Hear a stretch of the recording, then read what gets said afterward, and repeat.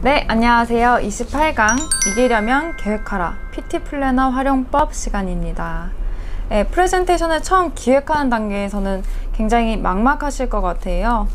특히나 제안 프레젠테이션 같은 경우는 전달해야 될 내용도 많고 어렵고, 그래서 어떻게 시작해야 될지 시작 자체가 어려운 분들이 되게 많으실 텐데요. 그래서 이번 강에서는 프레젠테이션 기획과 개발을 어떻게 하면 될지 가이드해주는 PT 플래너라는 게 있어요. 그 도구에 대해서 한번 알아보겠습니다.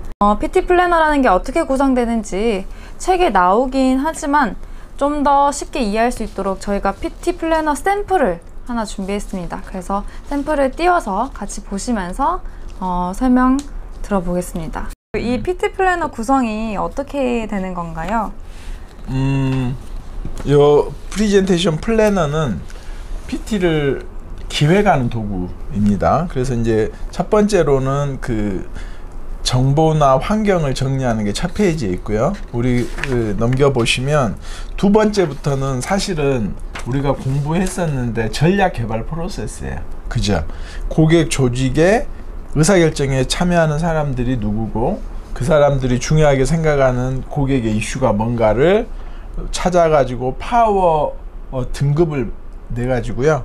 그 이슈를 그룹핑해서 뭐라고 이름 붙였냐면 핫버튼, 핵심 이슈라고 이름 붙였잖아요. 네네. 그래서 핵심 이슈를 찾아내고 이 파워 등급 점수를 가지고 비중을 매기고, 이게 중요한 이유, 이게 선정 근거잖아요. 선정 근거를 쓰고, 그리고 나서 전략 개발을 하는 거 똑같습니다. 우리 제안서 전략 개발할 때처럼 고객 이슈에 따라서 우리와 경쟁사의 솔루션을 정의해보고, 우리가 솔루션이 더 좋으면 우리의 강점이 있는 거죠. 그건 잘 자랑을 해야겠지. 그래서 여기 플러스라고 써진 건 우리가 강점이 있는 거야. 그 다음에 우리가 약점이 있는 것은 우리의 약점을 극복하는 전략이 나와야겠죠. 그리고 이제 제일 마지막에 보면 그 핵심 차별화 요소를 어떻게 구현할까? 그러면 그래픽이나 키워드를 여기에 써보는 거죠. 그러면 이제 대체로 내가 PT 플랜에 대한 내용이 완성이 되면 그 다음 장에 보면, 그 다음 장에 PT 슬라이드에 대한 본론이 나와요. 그러니까 왜 이게 이제 이러냐면, 우리가 앞으로 PT를 기획할 때는, 우리 발표할 때는 오프닝, 바디, 클로징 이렇게 하잖아요. 서론, 본론, 결론. 근데 개발할 때는 본론 먼저 개발해야 돼요. 왜 그러냐면, 본론을 나중에 개발하고 서론을 먼저 개발하려면 서론이 되게 개발하기 어려워요. 본론 내용이 확정이 안 돼서. 그래서 본론을 먼저 개발하는 게 서론 결론을 개발하기가 쉬워서 그렇습니다. 그래서 여기 보면 핵심 이슈에 따라서 내가 슬라이드를 핵심 사업 집중에 이런 거 하나 만들겠고, 비용 절감에 이런 내용을 넣겠고, 서비스 향상에는 이런 그림을 넣겠고, 이렇게 기획을 하는 거예요. 여기 지금 우리가 방금 설명한 이 장은 전략 장표잖아요. 네. 그러니까 한 전략을 먼저 이야기를 해주고, 통합적 평가자를 위해서, 그 다음에는 넘겨보시면 기술 관리 장표, 이것들은 큰 사업에서 분석적 평가자들을 위해서 기술에 대해서 필요한 항목별로 설명해 주는 거, 그 다음에 관리 항목, 어떻게 운영을 하고, 뭐 사람은 어떻게 관리를 하고, 조직은 어떻게 관리를 하고, 이 관리 내용들, 이런 것들을 쓰는 거죠. 그리고 나서는 본론이 끝나면, 그러니까 본론은 크게 전략, 그 다음에 기술 장표들, 그 다음에 관리 장표들, 이게 본론 구성이 되는 거고, 그리고 나면 이제 오프닝이에요. 오프닝에서 제일 중요한 건 요 세 가지를 지키는 거예요. 세 개가 뭐냐면, 첫 번째는 주의 집중, attention. 그래서 어떤 말로 오프닝을 시작할 것인가를 결정해야 돼요. 주의를 집중시켜야 돼요. 두 번째로는 motivation. 이 motivation은 평가자나 청중이 듣고 싶게 만들어줘야 돼요. 질문이나 사례를 통해서 유인을 해야 되죠. 세 번째로는 overview. overview는 내가 본론에서 할 이야기를 미리 소개해주는 가이드를 해. 우리가 가이드를 받으면 가는 길이 가깝게 느껴지거든요. 덜 지루해요. 그래서 가이드의 기능은 중요해요. 그래서 오버뷰에서 하는 건 뭐냐면, What I will tell you. 내가 청중들에게 할 이야기를 소개해 주는 거예요. 클로징은 오프닝처럼 똑같이 3개인데 순서가 중요해요. 이제 발표를 하면 오프닝 했죠. 바디 끝났죠. 그리고 클로징 하죠. 뭐 클로징의 첫 단계는 리뷰예요. 리뷰는 뭐냐면 서머리 하는 거예요. 내가 본론에서 한 이야기를 간단히 이야기하는 거예요. 예를 들면 저는 본론에서 비용 측면, 기술 측면, 운영 측면에서 이러이러이러한 차별화된 솔루션을 제공하겠다고 말씀을 드렸습니다. 이 정도가 리뷰예요. 서머리 하는 거죠. What I told you. 내가 한 이야기를 정리해 주는 거예요. 그 다음에 리모티베이션은 앞에서 동기부여를 했던 것을 다시 확인할 수도 있어요. 예를 들면 앞에서 동기부여를 비용 30% 솔루션 이렇게 강조를 하셨다면 같은 이야기를 하셔도 되고요. 구매를 촉구해도 돼요. 저희에게 기회를 주신다면 저희가 반드시 30% 이상의 비용 절감 효과를 거두도록 약속드립니다. 이렇게. 그리고 클로징은 간단하게 그러면서도 감사나 내 의지의 표현이나 아니면 내가 꼭 하고 싶은 말을 한 문장으로 하는 거예요. 클로징 때 제일 중요한 건 장황하면 안 돼요. 우리 초등학교 때 교장 선생님처럼 마지막으로 막 이러면 애들이 쓰러져요. 그래서 클로징, 사실은 오프닝하고 클로징의 가장 본질적인 것은 간략한 때 빼먹지 않아야 되는 거예요. 제가 아마추어하고 프로의 차이는 어디냐면 아마추어들은 오프닝하고 클로징이 없어요. 그냥 뒷다 자기 이야기를 해요. 그러니까 이게 친절하지가 않는 거지. 근데 프로들은 오프닝이 반드시 있고 클로징이 반드시 있어요. 이게 달라요. 그러니까 앞으로 프로로 이야기를 하고 싶으면 항상 뭘로 오프닝을 할까?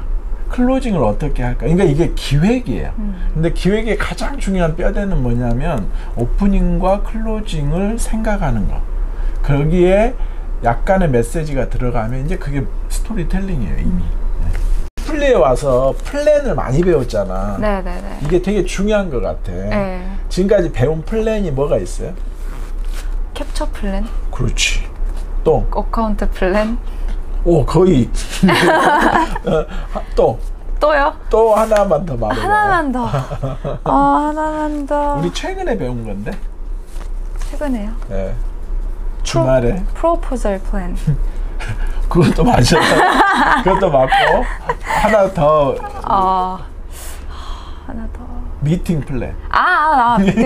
미팅 플래너라고 외워가지고 미팅 플랜이라고 딱 그렇지. 네. 그러니까 이게 무슨 말이냐면 이제 우리가 조금 영어 프로세스에서 이게 이제 사실은 서구에서 온 지식이지만 좀 이 지식을 존중하고 배워야 될 게 뭐냐면 계획적이라는 거지.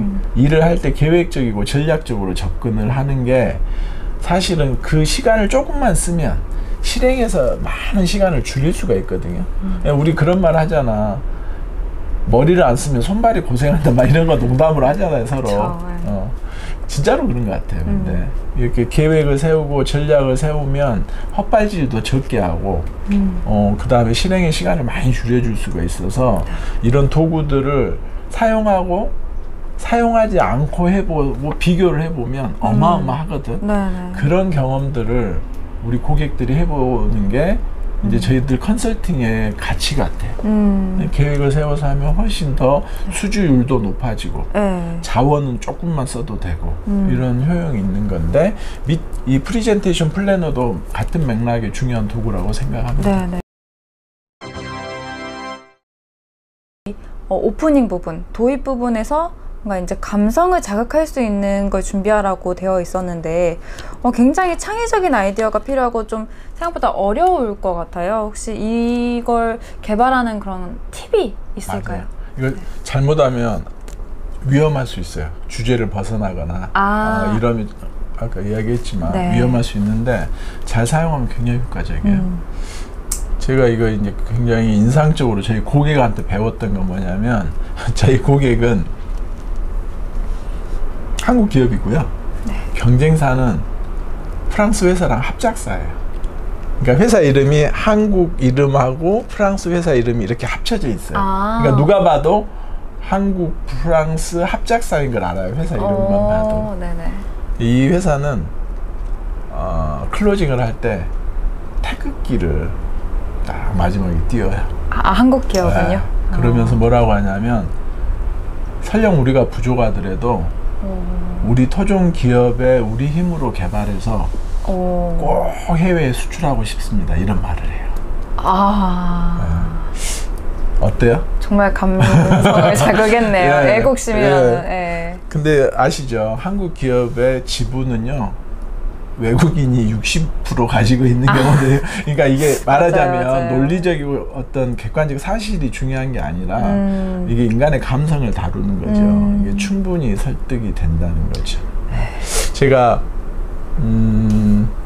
이런 프로젝트를 한 적이 있어요.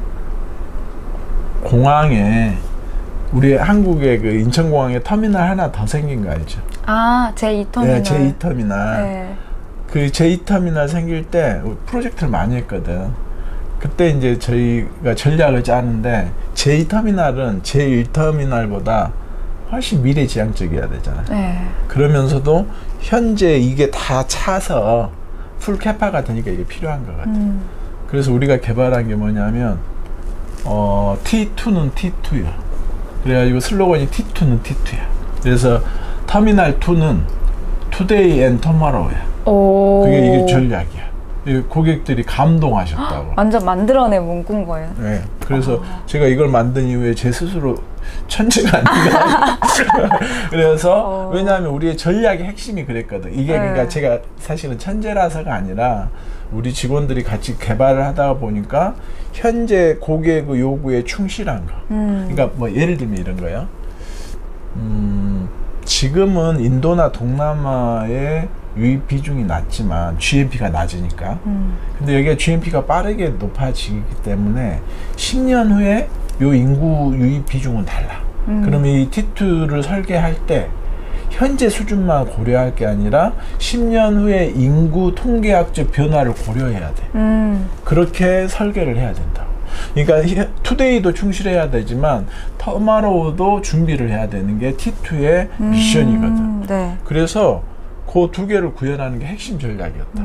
거기까지 전략을 개발하고 나서 이 캐치프레이즈를 개발한 거예요. 그래서 광고 회사들이 저희랑 경쟁해도 저희를 못 이기는 게 저희는 전략에서 출발하거든. 그러니까 이게 말이 되잖아요. 그리고 이게 솔루션하고도 연결이 되잖아요. 네. 그래서 이제 상당히 고객에게 설득력이 높은, 근데 상당히 정서적인 거잖아요. 네네. 그렇죠. 이렇게 하는 거예요. 그러니까 사실 저희 직원들이 얼마나 고생하겠어요. 네. 이게 굉장히 개발을 잘할수록 심플하고 단순하기 때문에 쉬워 보여요. 스티브 잡스가 봉투에서 컴퓨터를 꺼내는 거 너무 단순하죠. 맞아요. 근데 그 발상을 하는 건 쉬운 게 아니에요. 네. 그래서 스토리텔링은 정말로 중요한 것 같습니다. 네. 네, 정말 좋은 팁, 한번 들어봤습니다. 네, 오늘은 가이드가 돼줄 수 있는 PT 플래너에 대해서 한번 배워봤고요. 네, 이번 강은 여기까지 하겠습니다. 감사합니다.